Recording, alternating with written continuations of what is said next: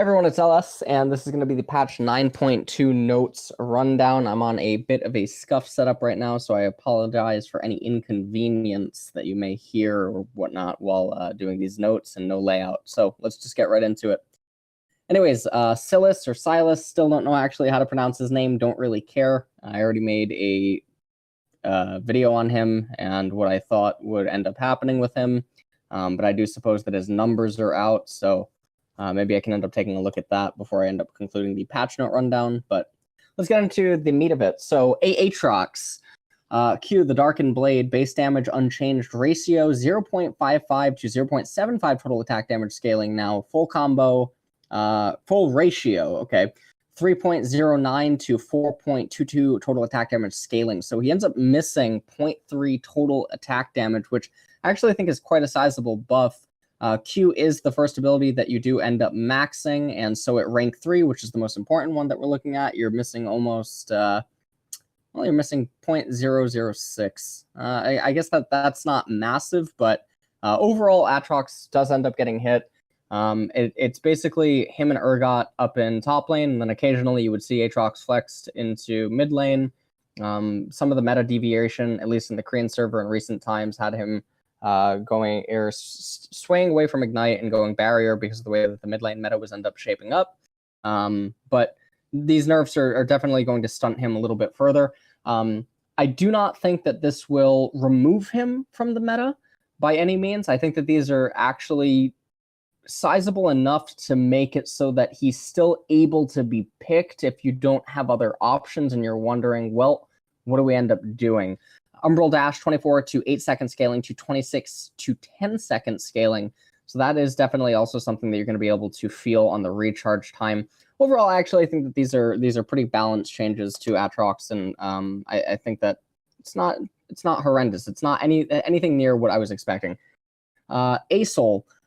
So Q Star Surge, 0.65 seconds to 0.25 seconds can be buffered by double tapping Q on cast. Stun duration 1.1 to 1.5 second scaling to 0.55 to 0.75 for a quick cast, scaling to 1.65, which is greater than his previous max rank, to 2.25 seconds after traveling for 5 seconds. Okay, well, the 5 second thing is not going to happen, but the 0.15 seconds on the rank 1 is massive, considering that used to be his old rank 5 stun duration. So overall, I do think that's quite a big buff. I think that ends up letting you weave in an extra auto attack and a star.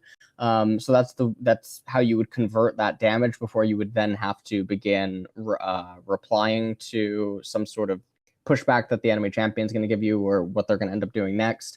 Do I think that it's enough to make him come back into the meta? No, I don't think so, but I do think that it might end up making people try. One of the few things that could actually end up propelling him back into the meta would either be changes to itemization or the mid lane champion pool just getting so bad and no one having any damage that suddenly Aurelion Soul lacking the damage ends up becoming useful. Brand, passive damage over time decreased. General recommended items updated. How about we recommend that you just don't pick him? Passive Ablaze, 4% of the target's max health over 4 seconds to 3% of the target's max health for 4 seconds. Just seems like a completely random buff. Feels like someone in silver lost to him in bot lane or something, or they didn't know how to lane against him. Cassiopeia, W cooldown increase late, damage decrease late is a... Okay, so Miasma. 18 to...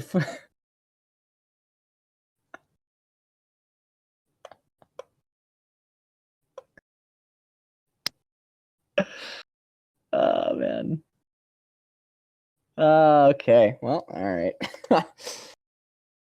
Alright. Alright, Cassio's still alive. Galio, Q damage decreased, cost increase, E damage decreased early. Q Winds of War, 70 to 90 mana scaling to 80 to 120 mana. The most sizable ones are going to be the 15 mana at rank 2, and then the 20 mana difference at rank 3. These are going to be the ones that you're definitely going to feel the most, so I actually do think this is quite sizable.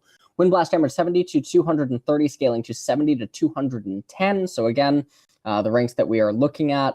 Interestingly enough, on this one, I think that it's more so rank 1, which is unchanged, and then rank 3, which only has the 10 missing from it. But Wind Blast AP ratio missing 0.15 now. Tornado ratio, 4% of the target's max health per 100 build power.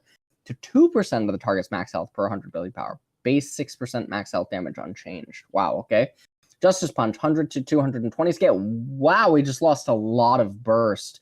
This is going to make it so the champions that were having to take barrier against him in the mid lane are not going to need to do that anymore. And there's also going to be a lot of new ways to play against Galio. If people still elect to take him in the mid lane role, you're definitely going to have more windows of opportunity to attack his mana pool rather than trying to just fight him straight up. And that's something that could actually end up being quite problematic for him, especially if he ends up rushing like Protobelt or something first. He might not actually be able to sustain laning phase, and he's going to have even more of a reliance on the teleport.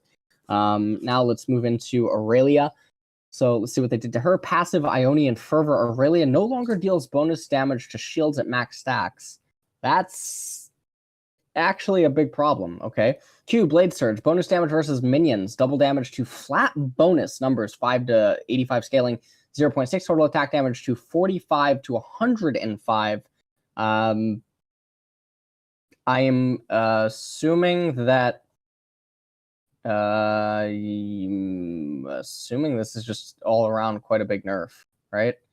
This is where Freak's patch note rundowns come in handy. I'm assuming this is quite a big nerf.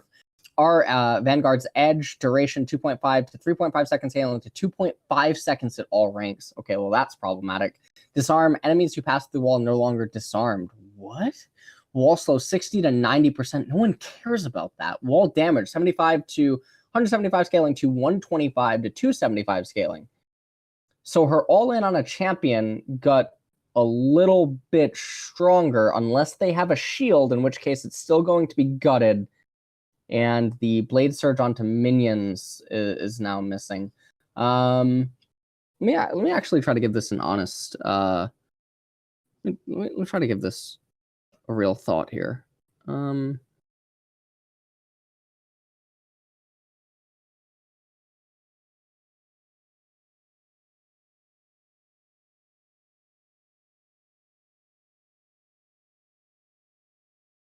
Her laning phase is weaker, but I don't think that that's why people are picking Irelia. So I don't want to say that she's gone. I want to think that you're going to have to be more conscientious of the spots in which you're going to pick her. And I think that she will rise into being more of a counter pick now when you are going to want to utilize her. I actually don't think that this is as big as what some people are thinking. Obviously, her laning phase is going to get hit quite considerably, but in later stages of the game, once she has items, she doesn't really care about like this minuscule loss of, well, I don't want to call it minuscule loss of damage because really it does have quite a lot of total attack damage. But I don't know. All right, well, the Vanguard's Edge definitely helps her 1v1 potential, at least inside of the burst scenario. Jarvan, fourth, E-attack speed increased. Damashian standard, 15 to 25% to 20 to 30%. It's still not enough to magically make Jarvan come back into the meta, and with his big buddy pal Galio getting hit, I think that further decreases the chance that we're going to be likely to see him. Jax, attack damage decreased. Q damage decreased early. This is also another random change that I don't totally understand. He ends up missing about 2 AD now or 2 base AD. Q leap strike 80 to 240, changed to 65 to 225, plus 1.0 bonus attack damage 0.6. Okay, so that's still the same, but he is just losing a bit of trading potential. It just seems really out of left field. I do not think that these numbers, again, are going to impact the spots in which you would be picking Jax or would be willing to pick Jax as a player or as a team, at least for competitive. For solo queue, this definitely will be a sizable nerf, though. Kassadin, armor decreased. Kassadin, base armor 23 to 19. Scale, what? We're playing into Kassadin's anti-mage theme by opening up a weakness to physical damage lane bullies. Okay, well, that's really weird given that his anti-mage theme basically doesn't exist. Because we're no longer in season 3 and 4 where people don't understand how to actually play laning phase and trade against champions that are weak. And it doesn't take a rocket scientist, to just wait for his Q null sphere thingy to dissipate before trying to trade against him. Nor does it really impact mages in mid lane that are mostly doing the damage to him via auto attacks rather than actually spells. But you know, hey, yeah, let's just give these mages more incentive to auto attack him and, you know, abuse the range differential or whatever. All right, great, thank you. Thanks, Riot. No problem. Kane, transformation rules are smoother and more intuitive. That's great. Nico, W clone, haste duration increase. That's great. The coolest thing about Nico is her passive. She makes it so that she's able to change into champions. The weirdest thing is that she changed into my father, actually, because I never fucking see her. Ornn, health and armor increased. Health base at level 1, 35 HP, and armor 33 to 36. So, yeah, I actually tweeted to Riot that I did not think that this would actually change Ornn at all. Basically, in mid lane and top lane, these types of stat buffs do not affect what's causing him to be as bad as he is in those lanes. People learned how to lane against the previous Ornn, which had the shield, and the previous Ornn could only actually win trades via the shield because he was basically cheating HP in addition to being able to construct his items, which enabled him to have superior sustain to lane opponents. Now, without that, even though he's dealing more damage, that was never really Ornn's major problem because his full combo was already dealing massive amounts of damage. But the point was that he had to sustain to a point where he's able to get you into lethal, but also make you stay inside of the lane via the trades and the awkward way in which he conducted his laning phase. That is basically absent. Now we have a lot of special picks where Ornn is somehow, for some unholy reason, being picked in the support role because people think, oh, let's get Ornn's items. Yeah, well, that doesn't really make any sense because the reason that you would pick Ornn in the support role is for his ultimate and his game-changing capabilities inside of the mid-game. The problem is that Ornn's ability to give his allies items is already long past the mid-game if you're going to put Ornn in the support role because he doesn't actually get any of the XP needed to level up in time, which means he's not going to have access to those items, which means that the excess damage on his W is entirely irrelevant, and you much rather would have just had the shield for trading inside of laning phase and also for making roaming plays using his shield to cheat again HP, and it doesn't make any sense. So I feel like the people that are actually picking him in support right now don't realize that the previous rendition of Ornn was actually superior to the current rendition when you're picking him inside of that role. And it's just one of the weirdest things I see because I see people hyping up this support Ornn like it's actually something. And the reality of the situation is that his impact on the game is more heavily felt even before he can get to the passive, which must be why people are picking him now suddenly, because it sure as hell isn't about trading, right? Yeah, so Ornn's still terrible. Rakan, armor decreased, W dash speed decreased, but activates faster upon reaching the destination. Base armor down by 4. W grand entrance, dash speed 2050 to 1400, and now plus 45, plus 80 with upgraded boots. Okay. Effect delay 0.5 seconds to 0.35 seconds after reaching the destination. Overall max range cast slightly larger than before. Short range casts hit faster. Are the quickness fixed a bug? Okay. These nerfs will be felt. These nerfs will definitely be felt by Rakan players. However, do not think that it will delete Rakan as a support champion. Very similar to Aatrox.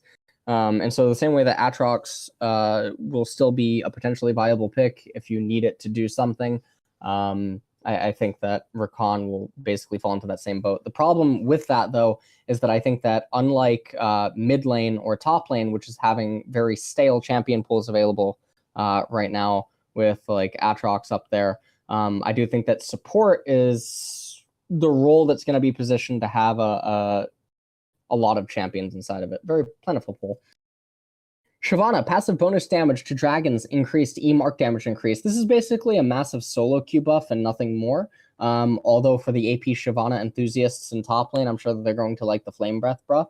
But for solo Q Shyvana, getting that double damage to the dragons is quite massive. Tahm Kench, allies in combat with champions can no longer jump into the R. Well, of course not. They'd ruin his makeup on his new fabulous skin. Urgot, armor decreased, Q cost increased, W cooldown decreased early. Base armor is down by 3. Corrosive charge, 50 to 60 mana, not really impactful enough. W purge, 13 to 9 second scaling to 17 to 9 seconds. So the number that we need to look at here is 13, because even though you have it at rank 1, you're not always trying to cast it off cooldown. So don't actually get intimidated by the 4 seconds increase at the rank 1. So the ranks that we're looking at here is rank 2 and rank 3, in which case it's not really that big. So Urgot players can rejoice knowing that their first, major blind pickable champion that is currently being flexed in mid and top lane did not actually get hit at least as big as the other meta champions did. And so that's actually really good news for Urgot enthusiasts. Volibear, E bonus damage versus dashing airborne targets changed to max health. R ratio increased. On cast lightning happens faster. Lightning now bounces instantly. E majestic roar, 40 to 120 scaling, plus 0.3 ability power to 8% of the target's max health. That's amazing. That's actually amazing. That is a massive Volibear buff. R Thunderclaw, 0.3 ability power, 0.4 ability power. Okay, you're not building AP. Lightning Bolt on cast fires after 0.25 seconds to 0.1 second. Chain Lightning no longer takes 0.075 seconds to bounce from one target to the next. It's now instant. These are nice Volibear buffs, but it still doesn't change the problems that he has as a champion. And so even though this is quite a big buff on his Majestic Roar, I don't think that unless... So very similar to Nasus. Nasus ends up becoming good in top lane when other champions are bad. This is very much like Syndra. Champions like Volibear and Syndra and Nasus, which are basically these big beat sticks, they're basically stat checkers, they look to confirm if the mid lane pool is too weak or if the overall meta is too weak, and thus they're able to become strong. That's always sort of been the trend with Syndra. It's been the trend whenever Nasus has been, rumored to be potentially viable coming in from the top lane. And even though Nasus has actually received some buffs in recent patches, Nasus still just isn't quite good enough to be a meta champion. I think that's going to be the same exact thing that's happening with Volibear, although the 8% target max health against certain team comps, I do suppose that maybe that could be big enough if they have an extremely heavy engaged type team composition with several tanks, which hopefully Riot does start bringing back a lot of the tanks, because I would really enjoy that type of a meta. And I know that a lot of people are going to be like, oh no, tank meta suck. Well, tank meta is always sort of existing because that's just the best way to play the game at a competitive level. But I do think that tank metas allow for more creativity, and then it allows for more bloodshed because naturally you need more trades to occur, and it's how intelligent you're taking the trades and whatnot, and yada, yada, yada. Anyways, Yorick.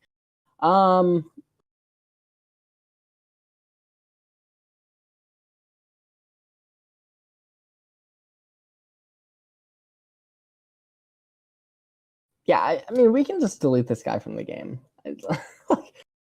Okay. All right, Zyra, mana regen decreased. Another random change. Doesn't really matter. Evelyn, quality of life changes and fixes. Empowered dash. Okay, this is really good for Malice. Anyways, Kled, this one actually went live last patch, but we figured it's still worth a mention. E-jousting. Jousting through minions is no longer likely to stack them directly on top of each other. That's actually really cool. I'm sure C-Lam is very happy. All right, items, Oblivion Orb. So this was something that I was really scared of because I saw, or some people were saying that Karthus was going to be getting hit.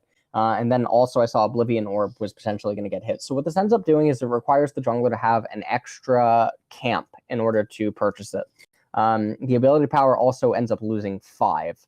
Ability power on Morellonomicon also decreased. And another thing that you could mention here is that for certain mid laners, it'll require them also to eat another wave, and that can end up being problematic for the mid laners that like going the Sork penetration boots and then getting the Oblivion Orb for max magic penetration against targets that are neglecting magic resist, and it gives them very strong and powerful wake-ups as they transition into the mid game.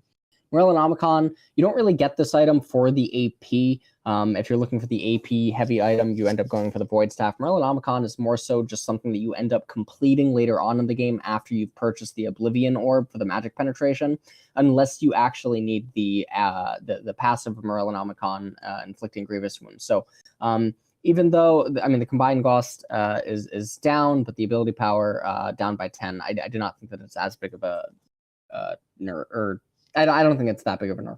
Although mage items do need more love, and so anytime that they end up losing AP, it's always a sad time. Sunfire Cape cost decreased by 150, which is quite big.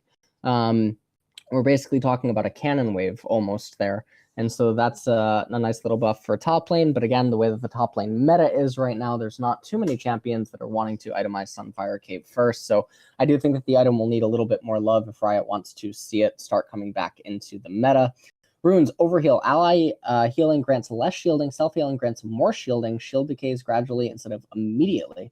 I guess that's a really big change for anyone that's going to use Overheal with like Blade of the Ruin King or Bloodthirster, which is only going to be a few ADCs, so not too good. Lifesteal per stack, 0.8 to 0.6. Max stacks is, however, up by 10. Max lifesteal, 8 to 12%. That is a nice viable option, but I think that the tenacity and the attack speed often outweigh it. Cut down bonus damage 4 to 12% of targets 150 to 2,000 more max health than you, 4 to 10% of targets with 10% to 100% more max health than you. Okay. Absolute focus. Adaptive stats decreased 3 to 24 attack damage or 5 to 40 ability power to 1 point. Why? What else is in the tree? This is the celerity, so that's useless, and then transcendence. So I'm pretty sure that. Why? This further just pushes the notion that transcendence would be better. Why? Why? Huh? Yeah. Hold on. Can we translate this to English? Because I'm not quite sure what I'm reading. Summoner spells, ignite, damage and cooldown decreased. Damage 80 to 505 at levels 1 through 18 to 70 to 4. What? Cooldown 210. Wow, big hits. This is further incentivizing teleport and heal and all that good jazz in mid lane. Even though the cooldown is reduced, the missing damage is yikes. Although I guess that for certain champions that like to avoid the laning phase and actually take ignite, sort of like Talon, I guess this is actually potentially a buff. I guess for a champion like Talon, this is definitely a buff. I think for very few champions, this can actually end up being seen as a buff, only inside of solo queue, not inside of competitive. Game pacing, Hand of Baron. Hand of Baron scaling accelerates over time and increments every second. Attack damage, 24 to 48 at 20 to 40 minutes, 36 at 30 minutes, 12 to 48 at 20 to 40 minutes. Okay. 26 at 30 minutes. Wait, what?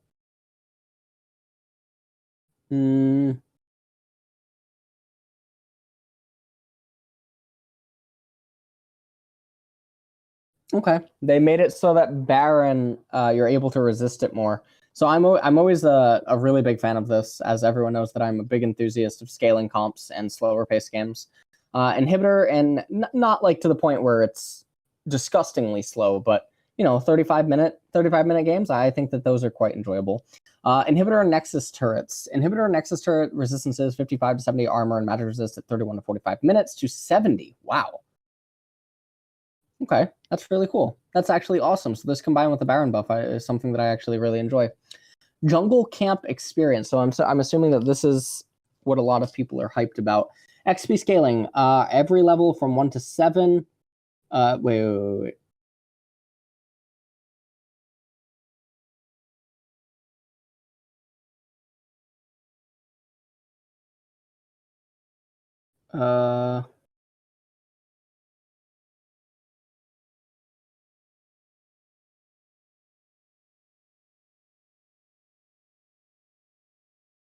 Hold on, let me just take this all in.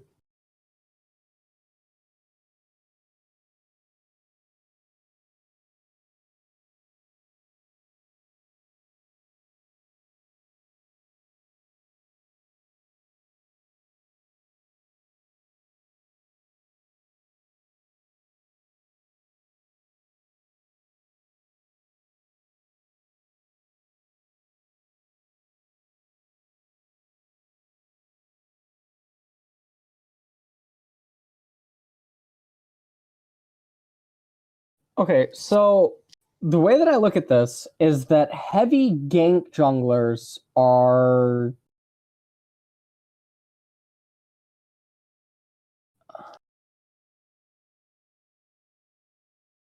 Heavy gank junglers are buffed very, very early, very initially. They're buffed.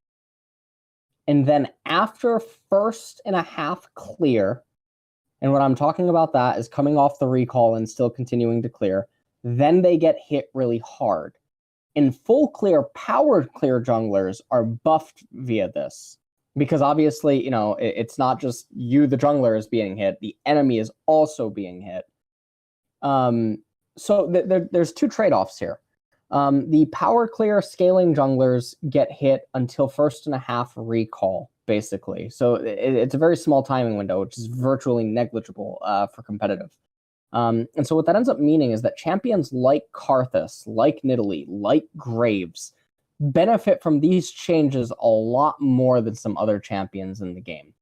Other champions that are very slow and they want a slower paced game, they're going to benefit from this dramatically, especially because of comeback XP, bounties, and stuff like that inside of the game. So for competitive, I actually like these changes for competitive. I think that this rewards people who path more intelligently. I also think that it rewards properly punishing via counter jungle and the timings in which you end up going for it. I do think that this will shake up some of the jungle meta. I do think that this could end up leading to a potential return of Graves, even though he's not getting any sort of love inside of itemization. But maybe with the AD or the AD itemization changes that are rumored to be coming in future patches, maybe that'll help out with Graves. But he is one of the first champions that comes to mind when I see stuff like this. Karthus is still going. This is really scary because what this ends up doing is it makes it very hard for certain junglers to compete against Karthus. And I'm very surprised. I'm just going to Control F. Karthus doesn't get hit in this patch, which is mind-blowing to me because I think that Karthus is the strongest jungler in the game right now. I don't even think that it's close. I think that he is the most repulsive, and he's the most vile thing ever. And this is coming from a guy that was projectile vomiting out of both his mouth and his butt yesterday, okay?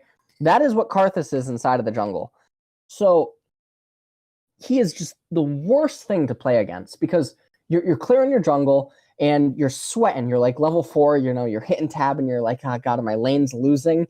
And then you see that they're not losing, and then you're like, okay, LSOK emote in chat. And then 2 minutes later, you see mid lane dies, and it was a solo kill, and you start sweating. You know, your eyebrow starts twitching. You see top lane died. You're like, no, I gotta gank. I gotta help them. And you try to help your mid laner. You run into mid lane. You try to help them out. It fails. You hit tab. Suddenly, Karthus is ahead of you 20 CS. He's up a level and a half. It's just gonna keep getting worse. He's rubber banding on you. You can't actually invade him because he deals too much damage. 2 minutes later, and then you hit tab and he's 3 levels up on you, and it's like, oh man, he hasn't even left his jungle. He's pressed the R key a couple of times. He has like 10 Dark Harvest stacks somehow. His Dark Steel's fully maxed. You're just wondering what's going on. Like, Karthus is, he's something else. So, very, very, very interesting that Riot did not hit Karthus, because Karthus gets a massive buff from the whole direction of this patch. So, okay, now let's go into the most important thing in the patch. Oh, no, we're not done yet. Challenging Smite, damage decreased. Another buff for Karthus, because he uses Blue Smite. Damage decreased no longer grants vision of the target. Oh, that's ugly. 60 to 162 over 3 seconds to 48 to 125 over 2.5 seconds. Challenging Smite no longer... Yeah, that's really weird. Bugfixes... Okay. And now for the most important part of the patch. No, not Firecracker Vein Sejuani or Firecracker Vein Prestige Edition. Instead, let me direct you to the real breadwinner of this patch, Tahm Kench. Look at how exquisite this skin is. You want to talk about looking like luxury? Do you want everyone to super like you on Tinder? This is how you do it. You get this skin, you put it as your profile picture, you put the chromas as your extra pictures. Next thing you know, you're going to be called the River King. You're going to be called the River King of Tinder or Grindr. Whatever floats your boat. Maybe you don't use a boat. Maybe you motorboat. You know what I'm talking about? No? You will soon. Don't worry about it. Tahm Kench has you. You need to buy this skin. Everyone needs to buy this skin. Totally not endorsed by Riot, by the way. This is not a sponsored Riot game stream. All these other skins, jokes. Don't even worry about them. Yeah, this skin and all its chromas, all you need in life. Tahm Kench, top jungle, mid, support, not AD. Not AD, scuffed roll. All you need is Tahm Kench. No, but actually, let me look at the other skins. What happened to his nose? What? Looks like his nose got cut off. Okay, Warwick needs plastic surgery. Warren King's, this is really pretty. Whoever designed the skin, they need a thumbs up. This is actually beautiful. This is really, really, really pretty skin. That's a very, very pretty Xin Zhao skin. Not so much this one. Nope. This looks like a gay hen if I've ever seen one. Okay. All right. Okay, yep. That is the most Kappa Pride Jarvan skin I have ever seen. Warring Kingdoms Jarvan the 4th. Well, I think we found out why there was no Jarvan the 5th. Because he was batting for the same team, if you catch my drift. All right, so that was it for the patch 9.2 notes rundown. I hope that you guys actually enjoyed it. Let's recap one quick time. And I know that I would say that maybe I would do Silas, but we're not going to do that in this video. So Aatrox still going to exist in the meta. The nerfs I actually think are quite reasonable by Riot standards, so don't worry about that. Aatrox is here to stay. Asol, do not think that he will come back by this by any means. Brand, someone lost to it. Cassiopeia nerf is just a complete joke. I don't know. Maybe they have some like ultimate skin in the making that they need to sell 9.4. Galio definitely did get hit. I would not be surprised to actually slowly see him just drift out of the meta. There was no Zoe changes here, so maybe with the changes to Irelia and whatnot, then Zoe ends up popping back up. Oh, wait a minute. Hold on. Where's Akali?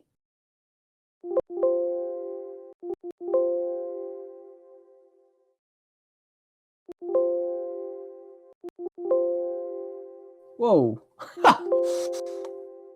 Oh.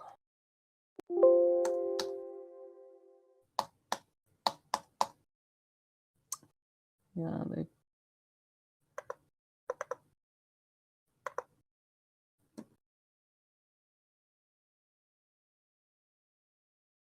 Okay, well. All right. Hey, so guys, 9.3, huh? 9.3. 9.3. Great. All right. Cool. Shyvana, only a buff for solo queue. Ornn is a complete joke. Nico change doesn't really matter, although some people are apparently trying to play Aftershock Nico or something. I don't think that it's very good. Kassadin change is completely laughable.